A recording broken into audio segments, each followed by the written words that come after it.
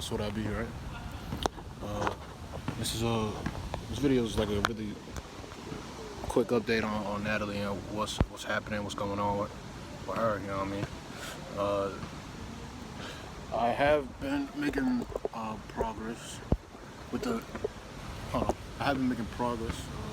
I've been looking into things like insurances and stuff like that, just to see if I do happen to motor swap and change the drivetrain on it to maybe like a hybrid setup or electric, that it would actually be fully covered, or I would be covered for the full value of my vehicle.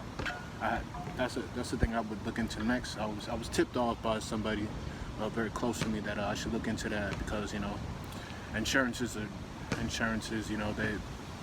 it's a business. I was looking into E85. It's not easy, especially if you have a 1982 car,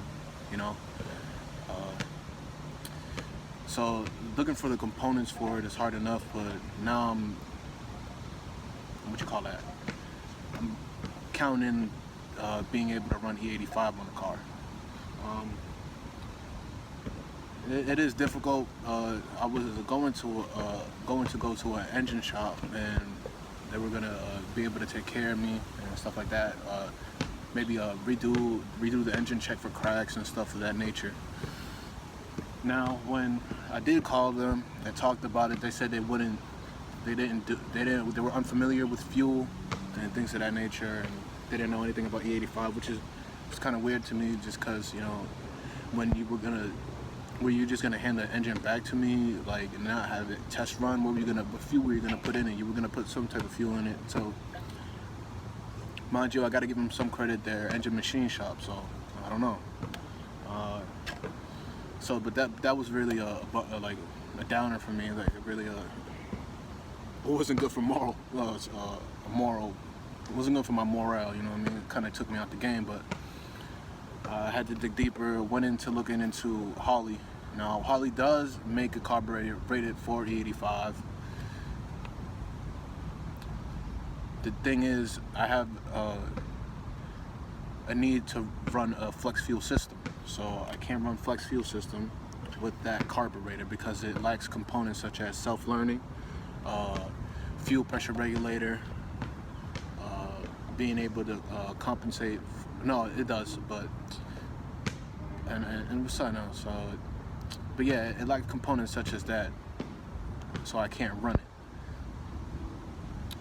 And then I went into looking into So what I was saying was, they do have a carburetor for that, for running E85, but it's not self-learning, and the sniper kit that they have is not.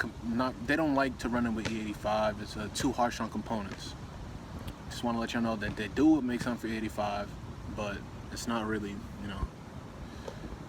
it's not really self-learning. You should be looking into something self-learning and that has a ethanol content sensor, because some of the gas out here, or the ethanol out here, is like E80 sometimes, or E79. You know what I mean? So you want to be able to adjust for that, instead of popping your hood open and adjusting the jetting and fixing your carburetor for the fuel increase and or decrease. So while going into my while going into Phytech or something like that, while looking into it, they had mentioned that it is compatible with 85, becomes self-learning, fuel pressure regulator, compensates for the fuel increase, self-learning. I think I said that already, but whatever.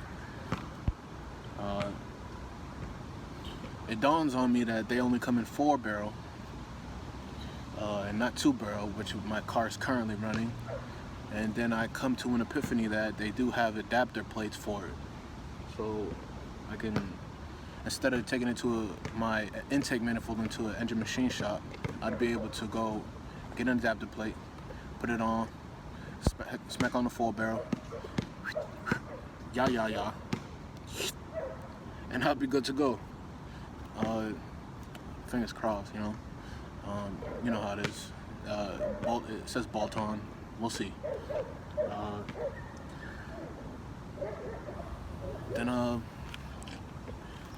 yeah, so I think the way I'm gonna go about running is through E85, through FiTech and stuff like that. So there goes my fueling system all figured out. Made progress on that. I got all the parts and stuff saved and shit and stuff, you know. What else? I believe I was talking about how Natalie's doing. So Natalie's doing fine. The next steps with her when I get a chance to touch her is doing a wrap on it. It's gonna be like two-tone, half of it satin, bottom half gloss. Same gray. It's not gonna be black. I'm just gonna keep it simple, you know what I mean? Nothing too crazy. I was looking into seeing if I could get 18-inch rims for it. I've seen 18-inch rims. I know they're not big enough for the wear well. They don't really fit well. They don't look well. But I want to drive, and when I do have to change my tires, I don't want to have to be worrying about, golly, $1,000 for a set of tires, you know, or $1,500 for a set of tires. You know what I mean? Buy a whole new project for that. I'm probably got halfway done finishing it. You know. So definitely, I'm going 18-inch. You're gonna see the rims when you see them. But I think the first step is getting it on the road and getting it fixed up and bringing it to a shop first. I had to bring it to a shop first because while checking or changing my oil, I noticed that there was some water in some of the oil. Scary, yeah. It could be a crack in the block, which I talked to the engine machine shop about, and they said it's highly unlikely. I believe it. It's not like it was run like high power, you know. It's a Lincoln Town car, for Christ's sake. So there's no way it's. Fingers crossed it's not cracked, you know. You never know. It went from Florida to Massachusetts, and maybe there was a mistake, or they changed from antifreeze. They didn't change from antifreeze to water, and the car sat and froze, and the engine block cracked. Fingers crossed that's not what happened.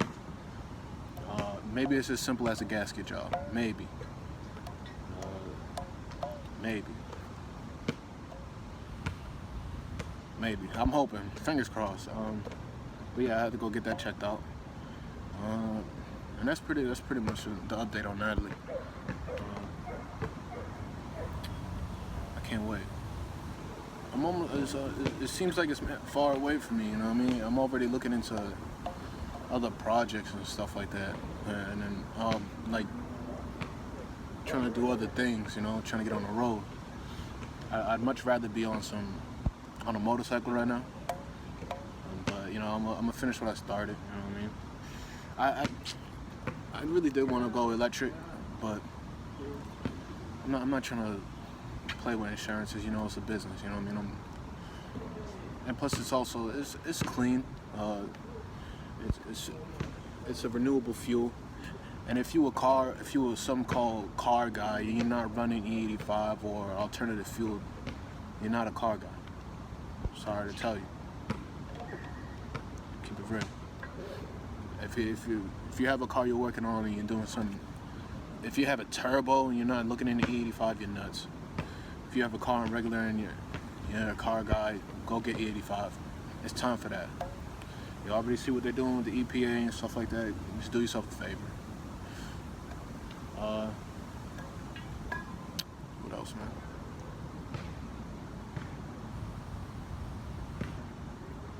Yeah, man, come with me like I said, man, come with me on this journey, man. Show you how to convert a car to E85, man. And one that's carbureted, it'd be way easier if you had it in, if your car was running an electronic fuel injection, unlike me. But yeah, it's a 1982, what you expect. I'm gonna bring this thing into the modern day, and you're gonna learn how to E85 swap your car, I guess. I don't know. Yeah, I'm out. Subscribe, son, like, you know.